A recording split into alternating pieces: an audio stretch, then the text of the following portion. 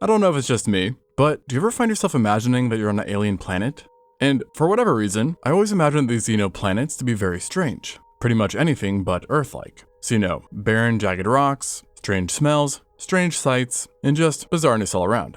And yet, the irony about my imagination is that some of the strangest and farthest stuff from the planet we know of today actually comes from the Earth itself. And what I mean by that is that you and I only experience the Earth as it is now. So by default, we always picture it as it is during the present, or generally at least sometime whilst you were alive. However, as you may know, the planet has a history far, far older than any organism on the planet, let alone any of us who are still around, seeing that life first appeared in a speck of dust a few billion years ago at this point. And therefore, it's safe to say that Earth has gone through many different phases. Some have been pretty tame, others questionable, and then a few just downright ridiculous. And this includes one instance of time wherein the Earth would have been nigh unrecognizable to most people, where even the trees, or I guess the forests, being nothing like they are today, with towering fungi dominating the lands instead. So, sounds a bit like a fictional story, and yet this did really happen, just a very, very long time ago, an age now known as the Silurian. When you start going back far enough, it can be sometimes hard to keep up with all the different periods. So, here's where things stand. The Silurian was a period that took place between 443 and 419 million years ago, meaning that dinosaurs still needed to wait a couple hundred million years to even appear. And this period transpired following the Ordovician, and would eventually be succeeded by the Devonian, Carboniferous, Permian, and then finally the Triassic period, all in that order. So, to reiterate, we are talking about a seriously prehistoric era. And frankly, this was enough time ago that if I transported you back then, gave you a compass, a map, and some survival equipment, and told you to find your way back home, i.e. where you're from, you would be on a completely doomed mission, seeing that it basically would not help you at all, with not even the continent being in the right places from a modern standpoint, with the land masses instead being arranged in formation that I like to call Island Earth. And this is primarily due to the fact that much more of the Earth was covered by water, with sea levels being about 100 meters or 300 feet greater than present, while the mega ocean, the Panthalassic, stretched as far as the eye could see and essentially enveloped every single landmass, dwarfing even the Pacific. And as a result of this, and, well, the tectonic plates, we would have found the center of a map back then to be an assortment of scattered and fragmented island continents, such as Laurentia, which would one day become North America. And then nearby and connecting, there's also Baltica, Greenland, Laurentia, Kazakhstania, so Borat's wet dream, Avalonia, and Siberia. And then meanwhile to the south, you would have found the supercontinent of, not Pangaea, but instead Gondwana, a giant sprawling landmass that was composed of various parts of China, Australia, Antarctica, India, Africa, and Arabia, accounting for 1/5 of all of Earth's total surface, and making more than twice the size of present-day Asia. So that's a whole lot of dirt. But here's the thing, dirt was actually somewhat of a foreign concept for the Silurian, which just goes to show how odd the land was back then.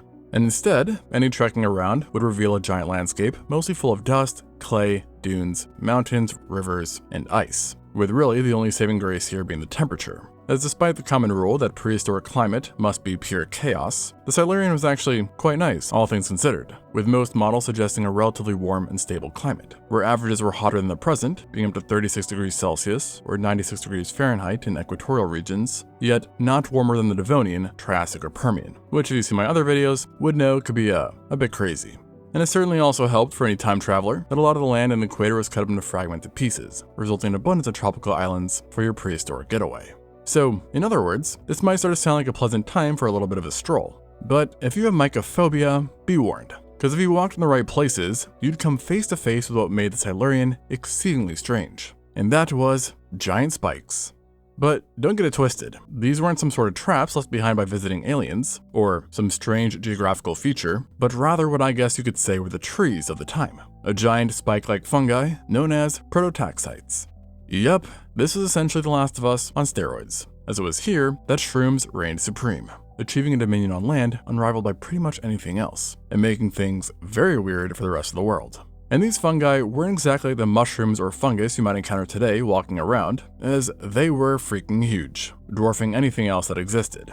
And based off of fossils, paleontologists estimate that these structures could have been 1 meter or 3 foot 3 inches in diameter, and as tall as 8.8 meters or 30 feet. So, comparable to the height of a fair-sized weeping willow. Now, obviously, compared to things like the redwood sequoias, which can literally be taller than the Statue of Liberty, this may not seem like much, but for the time, they were insanely big, As for perspective, they're about 10 times bigger than any other organism around, giving it full reign of scenery, so to speak.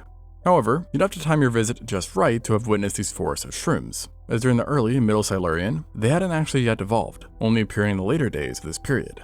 And you'd also have needed to pick the right spots too, as despite being dominant in size, prototax sites were not found everywhere, instead being located in Canada, Scotland, Germany, Saudi Arabia, Australia, and the US. But despite their widespreadness, they definitely made a quick impression and would have looked exceedingly strange. This was namely because, unlike plants and trees, that, we usually imagine with trunks, branches, and leaves, these guys didn't really follow the same trend, since they weren't plants. And many of the common interpretations have been that they lacked leaves or branches, rather taking on the shape of some sort of oversized stub. They looked closer to an ingrown hair from hell than any kind of flora you've ever seen before. Now, this being said, given its ancient age, we don't know exactly for sure what prototax sites really would have looked like, with the only certainty being that they were weird. And in recent times, their mysteriousness has actually only grown, as one of the more recent suggestions describes them as having been a giant fungal rhizomorph that didn't strictly have to grow vertically, but could also jut out horizontally, or perhaps even grow in a subterranean manner with the right factors. And just to make things more complicated, an even more recent study, as in this year, has flipped all these previous ideas in their head. Because in a major plot twist, there is now a growing idea that these strange structures were not fungi, and in fact, not part of any kingdom that we know of, not animal and not plant. Instead, the study suggests that prototax sites are really a whole brand new thing that belong to their own extinct eukaryotic lineage, which, even for paleontology, is kind of crazy. And this notion from left field, so to speak, came from the realization that prototax sites were chemically distinct from known fungi and structurally different too. As while prototax sites did have tubes similar to what's seen in other fungi, the nature and shape of these tubes were unlike anything seen in coexisting fungus at the time or in any modern-day mushrooms. Additionally, the level of chitin found in them was quite different too, being almost absent in prototax sites, which is an important note, seeing that in fungi, chitin plays a crucial role, being a part of the structure that makes up the cell walls, providing rigidness and strength. So, all in all, we may be talking about an already very strange time where the biggest life on the planet can only be described as, simply, life, as again, it might not even be a part of the kingdoms that remain, which is obviously very odd. But no one was judging it back then, and actually his presence was quite welcomed by their life, with these spiked forests having played a huge role in the primitive ecosystems, as at the time, the land was not fertile like it is today. Remember the whole lack of soil thing, and was exceedingly nutrient deficient. And thus the prototax sites might have helped alleviate this problem where they stood, redistributing nutrients across the ecosystem, along with water and oxygen, helping to sustain life that otherwise would not have had a chance. And yes, there was other life on land, so it's possible that fungi, or whatever these things were, wasn't the only thing you'd have encountered. Yet, to see what else lived on this alien Earth, you'd have to focus up a little more, as nothing else came even close to the size of these giant structures, with land plants having been much smaller and rarer at the time. But that being said, they still kept to the general trend of being weird. I mean, just take a look at the Cooksonia, one of the more dominant plants of the time, which more resembles something you'd expect to be growing out of an alien's ear than the ground. And all in all, the flora, or whatever you want to call it, of the late Silurian, made the landscape look pretty nutty. Yet, that being said, there were actually some recognizable faces, as it was here that the first of some creepy crawlies appeared as well, with one of those groups being a classic fan favorite, the arachnids. And this included the now extinct order known as the Trigonotarbida, the spiders of old.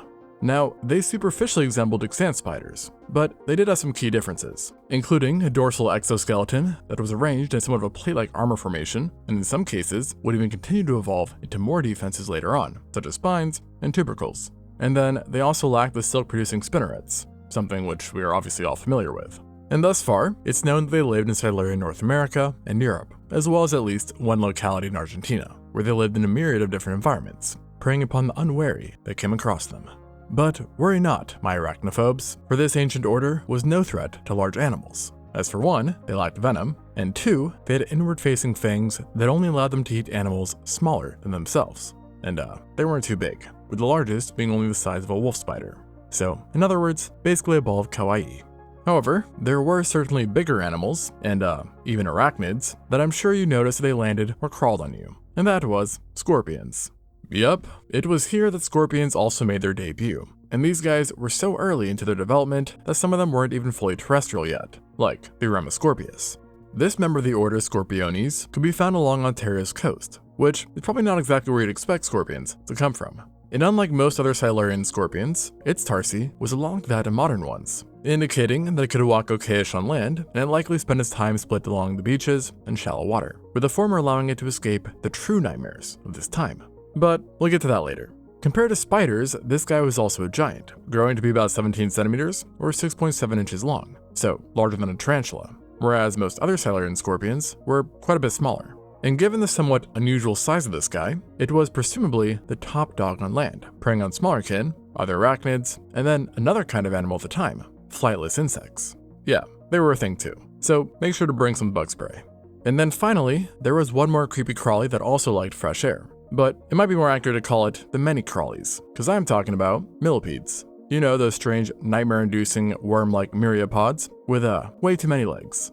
And although they might give you a fright nowadays, or at least me, during the Silurian, they were actually rather chill, being extremely small, as in smaller than your fingernail, and not to mention they were primarily detritivores. And this makes things quite ironic, since despite being one very small animal, it's thought that these early millipedes were possibly what the giant prototaxites feared the most, as millipedes are known to eat decaying matter, as well as fungi, moss, etc. So if they were giant mushrooms, well, not good news for them. However, to be honest, even with all this strangeness, the lands of the Silurian were still relatively tame, at least in the sense that if you were transported here, you wouldn't really have to worry about harm coming to you from the existing life, and thus allowing you to take in the weirdness in all of its glory, undisturbed that is. But in the waters, things were a tad bit different, as life had more time to evolve and grow here, resulting in much more scary creatures. And this included, again, scorpions. Although, I'm not talking about true scorpions now, but rather sea scorpions, who are really the members of the extinct order known as the Eurypterids, who only superficially resembled present-day scorpions. And there was a pretty easy way to tell the two apart, with that being their size, as the sea scorpions were the Silurians' true giants when it came to animals, and they weren't exactly friendly ones either. Across the board, this group held varying diets, defenses, and weapons. But for the most part, they were predators and they liked meat. And already, certain genera at the time were pushing the human comfort level when it came to stature. For example, you had guys like the Acuteramus, who was probably not cute, and Carcinosoma, that were longer than the average NBA player is tall, and in some cases were even above 2.2 meters or 7.2 feet, while weighing the same as a very large jaguar. And you don't need me to tell you that jaguars are definitely large enough to ruin your day. And it wasn't just their size, as along with this size, these sea scorpions also possessed some features that displayed the very diverse ways in which they killed. For instance, in the Acuteramus, individuals had two giant pincers that allowed them to grapple, catch, and manipulate prey, as well as snip them if need be, while their tail had then evolved into a paddle shape, suggesting that this predator swam after prey in a high-speed chase and pursuit, or ambush fashion. Meanwhile, the Carcinosoma went a fairly different route, having not two, but multiple appendages at the front, all covered in spines, that allowed it to essentially lay traps for prey, while then at the back of the body, it didn't have a paddle-like fluke, but rather a pointed telson, i.e. a stinger, a bit like that of modern-day scorpions, in fact. And while we don't know for sure if it was able to deliver venom to this pointy stick, I can confidently tell you that getting shanked by a stinger half the size of your arm would not have felt too good. The saving grace here is that, as long as you don't swim too close to the bottom, you might be okay, as since it traded a tail fluke for a stinger, paleontologists don't think this creature was the best swimmer out there, and likely spent more of its time along the seafloor. And ultimately as a whole, sea scorpions had a range of different ways to kill animals, or eat. And not to mention that they also came in many different shapes and sizes, which is why that during the Silurian, this group was one of the most successful, diverse, and widespread, being essentially a staple in most ecosystems where life was abundant. Though thankfully the rest of the denizens of those ecosystems, these two examples were unusually large for the order, and not the normal trend. Yet, whilst this group was successful, they were by no means the only things occupying the seas and oceans. A shocker here, but fish were on the move too, and amongst them included what was likely the largest vertebrate on the entire planet at the time, the megamastics. This was a type of Sarcopterygii, aka a lobe-finned fish, that perused the waters around the parts of land that would one day form modern China. Now, it didn't look like the craziest thing in the water, but it definitely was one of the biggest, with adults being capable of measuring over 1 meter or 3.3 feet. And again, this might not sound too crazy, but I mean, it's still big enough to gobble your hand or foot if it got confused, or if for some reason you decided to wiggle them in front of it, which I would likely advise against, as getting bit would not feel too comfy, as the megamastics sported durable teeth that were designed to crush hard-shelled animals. So your knuckles would definitely be hurting for a while. And past this guy, fish get quite a bit smaller. Yet, the weirdness level actually goes skyrocketing up, as the megamastics is what I would consider normal looking for the time. and while it would take me days to go through every strange fish that lived during the Silurian, a few that surely would have stuck out to you were certain members of the now extinct class of fish known as the placoderms. Now, these guys are essentially the poster child for fish during the Silurian, and were easily recognizable thanks to their armored plates which covered various parts of their bodies. And in the days of the late Silurian, this lot were doing pretty darn well, and multiple genera called this water's home, with one of the more weirder ones being the Chilinu, a small fish no longer than your hand that lived off the coast of China and was exceptionally armored and long, giving it a very alien-like appearance. You could also find weird but somewhat cute fish like the extinct Anaspida, meaning the shieldless ones, that were jawless little guys that were probably planktonic filter feeders, and usually had pretty darn cute faces. I mean, just take a look at the Scottish Covilepsis, absolutely adorable. Meanwhile, if you were snorkeling around, some of the other groups you would have spotted were the odd Osteostraci that looked like they wanted to probe you or flay your mind, the predatorial but still relatively small Canthidae, which were one of the most successful groups during this time, and who are often referred to as spiny sharks, due to 1, their superficial shark-like appearance, and then 2, the presence of spikes along their bodies, which supported every single fin except for their tail. Furthermore, you also have the cartilaginous fish and bony fish as well. So the fish, pretty weird, but perhaps not as weird as the sea scorpions, as well as another marine arthropod that likely even had the sea scorpions beat when it came to pure weirdness, and that would be the rather obscure Thylacocephala. Simply put, these guys are basically the tripods from the War of Worlds. But more scientifically speaking, they're typically described as having had large laterally flattened carapaces that cover the whole body, as well as large compounded eyes that were oh so bulbous, just adding that much more strangeness to their overall bizarre appearances. Now, they were a very small bunch, but were mighty in numbers and range, being found throughout the world. And whilst not certain, we generally regard them as having been a type of primitive crustacean. We also don't know exactly what they were like, as far as how they lived goes, with many hypotheses on their lifestyles having been proposed. Some studies suggest that in general they were poor swimmers and lived in dimly lit environments, thus explaining their quote-unquote voluptuous eyes, where they would have utilized lurking and hiding in the seabed floor, just waiting for prey to come close enough into striking range, where they would then use their appendages to swiftly capture them. Now, others think they were more necrophages, meaning if you were somehow transported to the Silurian Sea, these guys might be responsible for your final resting place. Moving on, another type of arthropod that was abundant in these waters, and was perhaps the most classical animal known to the late Silurian, was the trilobites, who had appeared much earlier during the Cambrian stage, but were still kicking butt even now, and were represented by well over 100 different genera, meaning lots of variation when it came to size, niches, and habitats, with them kind of being like the birds today, just in the ocean. So it's safe to say that if you went in the water, you'd pretty much be guaranteed to see a trilobite. And I don't know about you guys, but I personally would have welcomed this, as while they are weird, they don't look nightmarish enough for me to get the heebie-jeebies from them. Something which I definitely cannot say for the conodonts, who are a little more obscure, yet nearly equally successful group of jawless vertebrates, that if you've seen my other videos would know they're basically like lampreys from hell, looking an awful lot like them, but then instead of having some just plain old teeth, they had, as far as we can tell, the sharpest teeth to have ever evolved, being about 1/20th the width of a human hair, which allowed them to slice through flesh like you running your hand through water. And though the size of the conodonts meant they probably wouldn't have been interested in anything our size, I personally would not have wanted to test that hypothesis. And even just seeing one in the water would surely not be good for your well-being. So, suffice to say, this was one strange time for life on Earth, as well as for Earth itself. And depending on when you visited, things could be even weirder, as over the course of the Silurian, the planet saw 3 extinction events back-to-back: the Irvikan, Molde, and the Live event. Now, each were relatively minor events, but as a whole they had a noticeable effect on the planet, slowing down biological development and thinning out existing groups. Yet, thankfully for the life of the time, in the end the Silurian managed to reach its end without a major extinction event, which is quite the rarity. And it's because of this that going to the next period, the Devonian, we see Earth only starting to ramp things up, with the Silurian-Devonian terrestrial revolution, a time when land plants went a little crazy and colonized much of the surface, leading to yet even more funky times. However, that event, and the Devonian as a whole, is a story for another time. Thanks for watching, and until next time on Extinct Zoo.